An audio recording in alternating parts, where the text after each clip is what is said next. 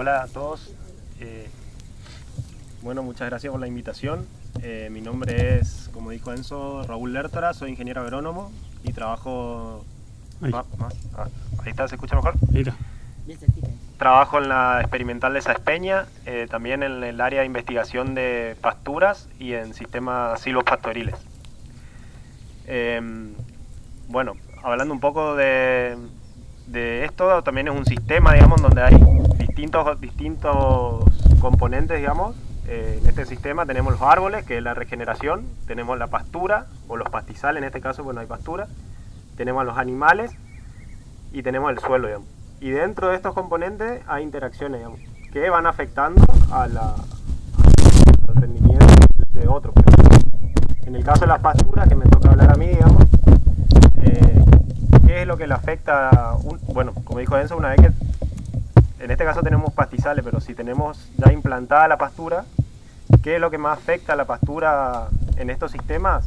La producción está afectada por la sombra de los árboles. Es decir, cuanto más sombra tenemos, más va a caer el rendimiento de la pastura. O sea, la luz es lo que más limita la producción en este tipo de sistemas. Hay mediciones, digamos, en donde una pastura de gato en pánica a cielo abierto, digamos, o sea, en donde no hay árboles, tiene un 40% más de rendimiento de materia seca que adentro de los árboles, digamos, donde hay sombra. Pero ¿qué pasa?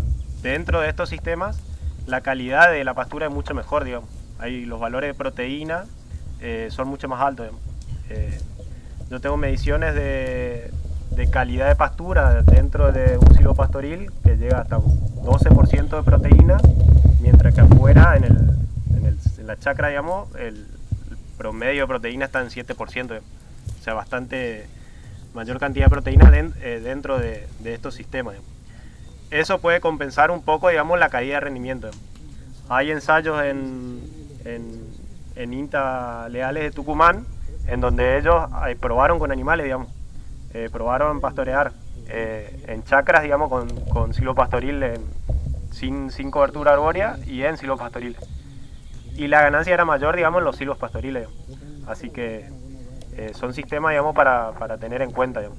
Además de que, bueno, todos los beneficios que trae, tenemos los árboles, que también se puede extraer madera, digamos, y los beneficios ecosistémicos, digamos. Hoy en día también está muy de moda, digamos, producir de forma sustentable. Por ahora no hay nada en los mercados, no pagan una diferenciación eso, pero a futuro dicen que puede venir se puede pagar más, digamos, esas tipos de producciones que una producción tradicional. Bueno, en cuanto a eso, entonces, en cuanto a la luz, digamos, ¿cómo afecta a la luz? Otro factor que afecta al crecimiento de la pastura son las precipitaciones. Las pasturas que se utilizan son pasturas megatérmicas, es decir, que necesitan temperatura y humedad. Megatérmica es que crecen con temperaturas de 30 grados superiores. En esa época es donde más producen, digamos. Es decir, primavera, verano, digamos, y algo de otoño. Esa es la época en que crecen las pasturas estivales, que sería el gato en panic, la grama, las braquiarias. Eso es importante tener en cuenta. ¿Por qué? Porque el crecimiento vamos a tener en esos meses, pero en invierno no hay nada, digamos. Entonces, hay que tener en cuenta a la hora del manejo de no comerse todo el crecimiento de esas épocas, porque si no, para el invierno no queda nada. O si no, hay que tratar de prever y tener otro tipo de alimento para el invierno, digamos. O comprar grano, o comprar rollo. Eso es importante, digamos. Como dijo Jacobo, siempre se tiene más animales de lo que se puede tener en el campo. Y eso por ahí afecta al crecimiento de las pasturas y también afecta a los animales. Bueno, en cuanto a las precipitaciones, entonces además de variar su crecimiento en el año las pasturas, es decir, que crecen en primavera, verano y otoño, en distintos años también crecen más o menos, digamos. Y es justamente por el tema de las lluvias, nomás. Hay años que llueve 1100 en el año y hay años que llueve 700. Y esos cambios, digamos, hacen que la pastura un año rinda 8000 kilos de materia seca y otro año rinda 14000 kilos de materia seca. Y eso porque es importante saber, digamos, porque hay muchas veces que nosotros decimos, bueno, nos tocó un año bueno y metemos, no sé, justo llovió bien ese año, entonces ponemos la cantidad de animales de acuerdo al rendimiento de la pastura de ese año. Pero no, porque hay que tratar de basarse en un promedio, digamos. Si nosotros asignamos la cantidad de animales el año que más llovió, si el otro año viene seco, vamos a tener problemas, digamos. Vamos a tener que mal vender los animales o vamos a tener que comprar alimentos de otro lado, digamos. Por eso es muy importante manejar la carga, digamos, es decir, la cantidad de animales que pueden estar en ese sistema, digamos. Para que tengan una idea, en promedio el Gatton Panic, que es la pastura más utilizada en el Chaco, en promedio, con mediciones, digamos, realizadas por el ingeniero Chesone, rinde 8.000 kilos de materia seca. Es decir, hay años que va a rendir más y hay años que va a rendir menos. Esto es a cielo abierto, digamos, en la chacra, digamos, 8.000 kilos de materia seca. Para asignar la cantidad de animales, para darle una idea, una vaca con su cría en todo el año necesita 4.000 kilos de materia seca más o menos. Pero entonces nosotros tenemos 8.000 kilos. Pero esos 8.000 kilos de materia seca, el animal lo consume todo. Siempre hay una eficiencia de cosecha, digamos. El animal, mucho se pisotea, otro queda como remanente. Entonces lo que se aprovecha generalmente es un 50%, ¿no? Entonces de esos 8.000 se puede aprovechar 4.000 kilos. Y esos 4.000 alcanza para un vientre con su cría, digamos. O sea, un Gatton Panic en promedio en el Chaco puede soportar una vaca con su cría, digamos, durante todo el año. Eso es más o menos lo que puede soportar. Y bueno, en el silvopastoril, como les decía, produce un poco menos que esos 8.000 kilos, pero produce de mejor calidad, lo que compensaría eso, digamos. Otra cosa que hay que tener en cuenta en el manejo de la pastura es, bueno, en este caso hay pastoreo continuo, pero las pasturas están mejor adaptadas muchas veces al pastoreo rotativo. ¿Qué es el pastoreo rotativo? Es decir, que se deja descansar a la pastura. En el pastoreo rotativo tenemos... se maneja dos cosas, lo que es la frecuencia de corte y la intensidad de corte. La frecuencia de corte son los días que pasan, o sea, yo vengo hoy, como la pastura acá, saco los animales y cuántos días pasan para volver a este lote, digamos. Eso es la frecuencia de corte, o sea, cuántos días le dejo descansar. O sea, yo como la pastura, dejo un remanente y dejo descansar, esa es la frecuencia de corte. Y otra cosa es la intensidad de corte. La intensidad de corte es cuánto yo dejo de remanente. Es decir, no hay que comer hasta el suelo, digamos. ¿Por qué? Porque se degrada la pastura. Y otra cosa de comer tan bajo es que la pastura, para poder rebrotar, rebrota a partir de sus hojas. Y si yo no le dejo nada de hoja, no tarda mucho en rebrotar o muchas plantas mueren, digamos. Entonces siempre hay que dejar un remanente. Eso está dado por la intensidad, digamos. Es decir, el remanente que dejamos.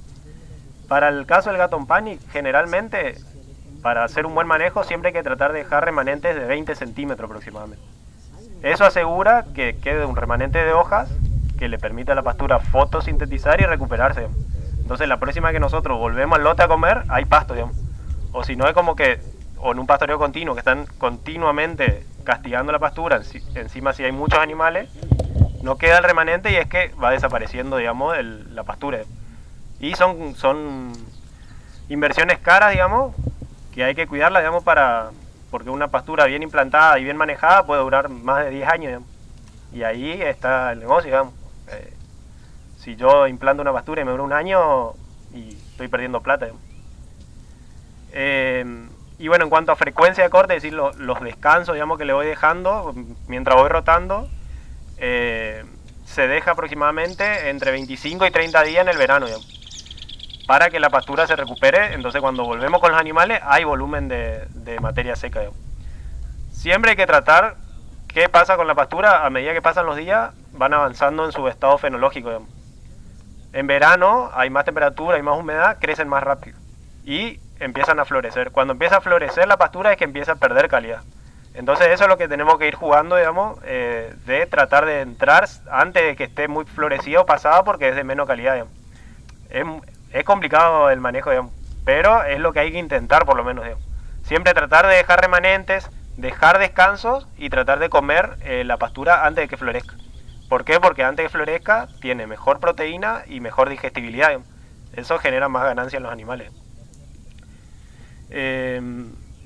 Y bueno, y como dijo Enzo, también hay distintas especies que se adaptan a distintas condiciones. Generalmente las que toleran el sombreamiento es el Gatton Panic, que es la más utilizada en el Chaco, pero requiere suelos fértiles.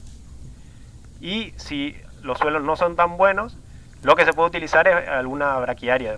Hay un ensayo que se hizo en Pampa del Infierno, en un suelo que era un suelo agrícola, pero que tenía, porque puede ser un suelo bueno, pero que haya tenido muchos años de agricultura, entonces eso hace que el suelo esté degradado también. Entonces, por más que sea agrícola, me van a decir sí, es agrícola, pero ya no tiene los nutrientes que tenía desde el comienzo, digamos. ¿Por qué? Porque muchos años de monocultivo degradó ese suelo. Entonces es como un suelo que está muy agotado, digamos. En ese tipo de suelo el Gatton Panic no funciona, digamos. Y hay un ensayo que se hizo en un suelo así agotado y mejor anduvo otra especie que la braquiaria de Cumbens. Y la braquiaria es otra especie también que tolera el sombreamiento.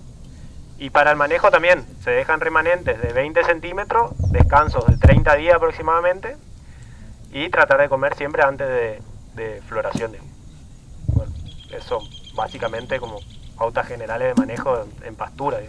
Después están los pastizales naturales, que no son para nada despreciables, ya sea gramilla o pasto horqueta. El pasto horqueta es un pastizal de muy buena calidad. El 95% de la ganadería del norte se hace sobre pastizales, así que no hay que despreciarlos.